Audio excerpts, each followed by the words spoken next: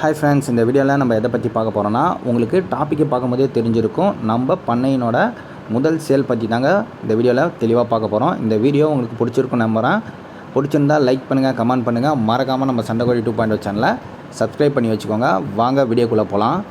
First பார்த்தீங்கன்னா, நம்மக்கிட்ட என்னென்ன செட்டில் என்னென்ன பேட்சில் என்னென்ன கோழி இருக்குதுன்னு தெரிஞ்சுப்போம். எத்தனை கோழின்றதையும் தெரிஞ்சுப்போம். ஃபஸ்ட்டு பார்த்தீங்கன்னா பேட்ச் 1ங்க. பேட்ச் 1ல் பார்த்தீங்கன்னா ஒரு கதர் ஜாவா சேவலும் 2 கதர் பெட்டையும் ஒரு ஜாவா பெட்டைங்க. பார்த்தீங்கன்னா 3 பெட்டை ஒரு சேவலும் இருக்குது. அதுக்கப்புறம் பார்த்தீங்கன்னா பேட்ச் 2. பேட்ச் 2ல் பார்த்தீங்கன்னா 2 சேவலும் 2 பெட்டையும் இருக்குது. 3 பெட்டை இருந்துச்சு. அதில் தான் ஒன்று வந்து நாய் பிடிச்சிடுச்சு ரீசெண்டாக, அது இறந்துருச்சு. அதுக்கடுத்து பார்த்தீங்கன்னா பேட்ச் 3ங்க. பேட்ச் 3ல் பார்த்தீங்கன்னா 2 சேவல் 2 பெட்டை ஒரு ஜாவா சேவல். அதுக்கப்புறம் பார்த்தீங்கன்னா ஒருத்தர் வந்து வெள்ளையில் இருக்கார். ஏன்னா வந்து அவர் என்ன கலர் மாறுவார்னே நமக்கு இப்போ தெரியல. அதுக்கப்புறம் பார்த்திங்கன்னா 2 பெட்டை இருக்குது. அது வந்து பார்த்திங்கன்னா கதர் ஜாவா பெட்டையில் தான் வரும். ஏன்னா வந்து ஒயிட் அண்ட் பிளாக்கும் மிக்ஸ் ஆகி தான் இருக்குது ரெண்டும்.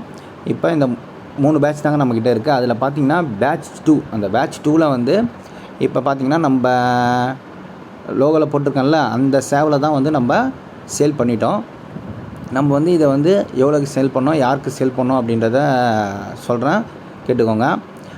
இதை பார்த்திங்கன்னா இதோட தாய் தகப்பன் இருக்குல்லங்க, அதாவது இதை வந்து நம்ம பேட்ச் 2 வந்து எந்தெந்த கோழிக்கு போட்டிருந்தோன்னா, யாக்குத் சேவலுக்கும் நம்மளோட ஜாவா பெட்டைக்கு தாங்க போட்டிருந்தோம். அந்த யாக்குத் சேவல் தந்தார்ல, அந்த நண்பர் வந்து எனக்கு கேட்டிருந்தார், ரொம்ப நாளாகவே கேட்டிருந்தார்.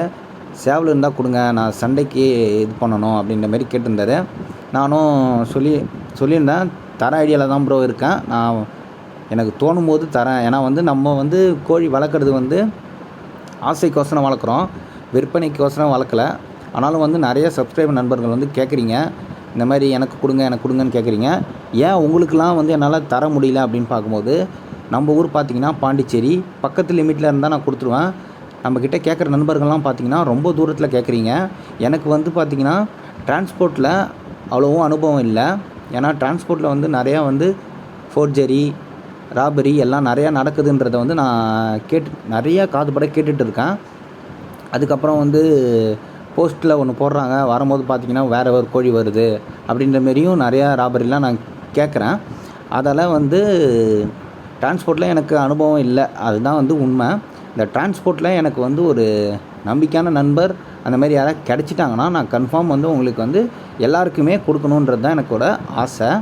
இந்த சண்டைக்கோழி வளர்க்குறவங்களோட ஒரு முதல் ஆசையாக என்ன இருக்குன்னா, நம்ம கலையை வளர்க்கணும், அது வந்து 4 பேருக்கு தெரிஞ்சுக்கணும், 4 பேருக்கு கொடுக்கணுன்றது தான் ஆசையாகவே இருக்கும். அதுதான் எனக்கும் அதே தான் ஆசை.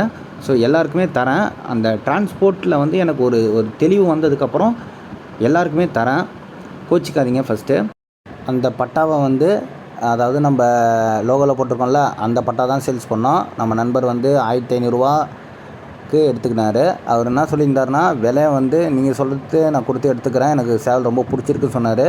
நீங்கள் எவ்வளோ வேணால் சொல்லுங்கள் அப்படின்னு எனக்கு கேட்டிருந்தார். நமக்கு வந்து காசு முக்கியம் இல்லை, நல்ல மனுஷங்க தான் முக்கியன்றதால நீங்களே சொல்லுங்கள் ப்ரோ அப்படின்னு சொல்லி நான் அவர்கிட்ட சொல்லியிருந்தேன். அவர் வந்து 1500 என்கிட்ட இருக்குது ப்ரோ, நான் கொடுத்துட்டு எடுத்துக்கிறேன்னாரு. சரி ஓகே ப்ரோ, கொடுத்துட்டு எடுத்துக்கோங்க அப்படின்னு சொல்லிட்டு வாங்கிட்டு காலைல தான் வாங்கிட்டு போனார். அவர் சேவல் வாங்கிட்டு போனதுக்கப்புறம் பார்த்திங்கன்னா அந்த பெட்டை மட்டும் தனியாக வந்து ரிங்கில் இருந்துச்சு. சரி ஓகே, இப்போ வந்து அவர் முட்டையிற ஸ்டேஜில் தான் இருக்கிற, முட்டையிற பருவத்தில் இருக்கிறதால நம்மளோட பேட்ச் 1 சேவலை வந்து கூட போட்டு விட்டுருக்குங்க.